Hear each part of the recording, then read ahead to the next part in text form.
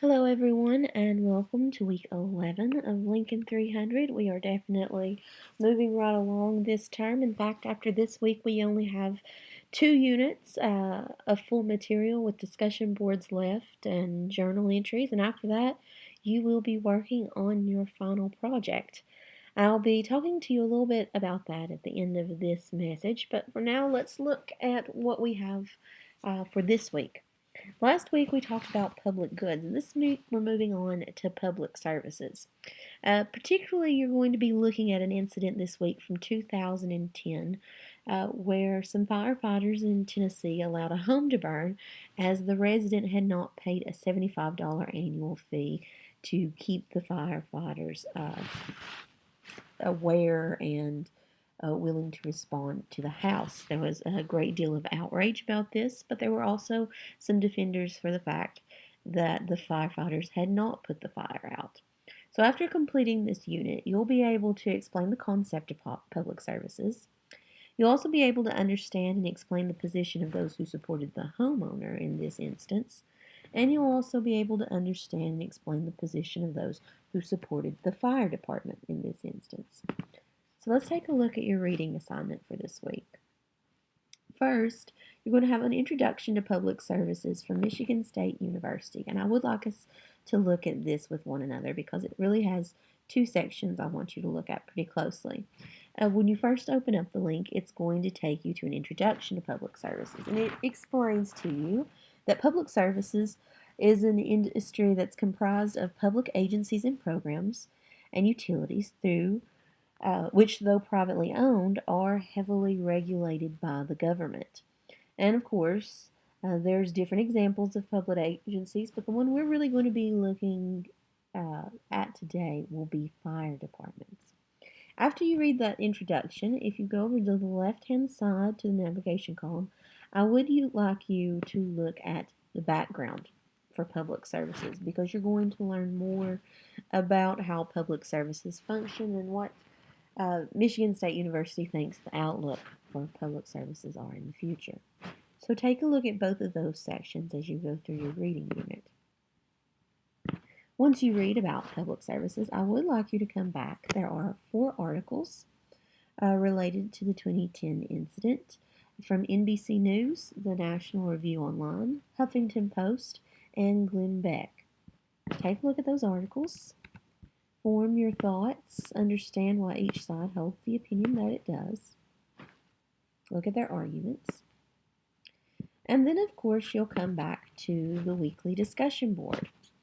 The discussion board for this week, as always, has 3 questions. The first being, what are some examples of public services? How can debate exist around a public service? Of course, we're talking about fire departments this week particularly, but there are many different public services and you can list those.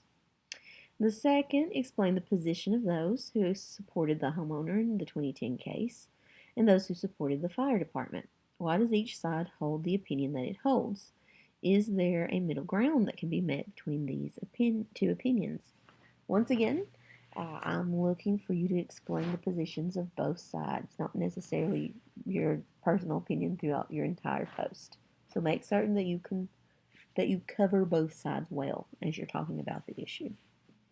And 4.3, can you identify another public service that has a similar amount of controversy surrounding the subject? This is going to involve a little research. Research and link to at least 2 articles that hold a different opinion on your chosen subject. Why does each side hold the opinion that it holds?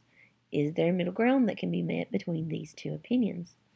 And again, avoid the personal opinion, but really talk about why each side holds the opinion that it holds.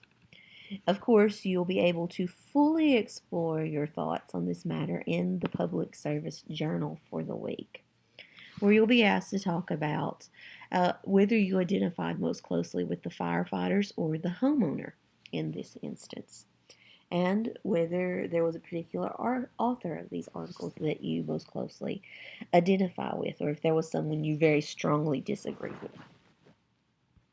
Since we are talking about being near the end of the term, it would be worth our time once again to revisit the final unit for this class, your writing project.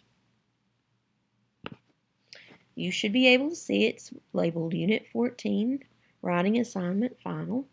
Has a number of objectives. I do hope you've been looking at that and thinking about this already. We began this class with a foundation of the U.S.'s founding documents. From there, we've discussed how Americans get their news and form their opinions, and we have dug into various issues that divide the American public. In this assignment, you're going to have the opportunity to objectively write a 6 to 8 page paper on another divisive topic.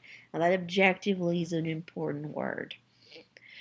Because while you might include your opinion or thoughts on the very last paragraph of the paper, what you really want to be doing as you talk about the subject you cover is how each side views the topic that you hold. How do liberals look at the issue? How do conservatives look at the issue? Is there a middle ground on this issue?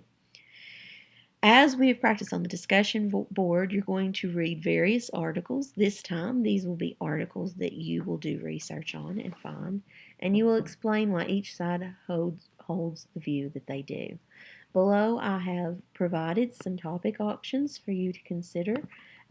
Please know that this isn't the full list. If you have another topic that you would prefer to select, let me know ahead of time. I prefer to know about that before the end of this week, however. Also, there's some ideas for writing topics under the link I've provided on conservative versus liberal beliefs. You may want to explore that and think about finding articles related to some of the points within that article. If you have any questions as you go forward, as always, please let me know. I'm happy to answer your questions. You've had another great week of work, and I look forward to talking to you on the boards this week.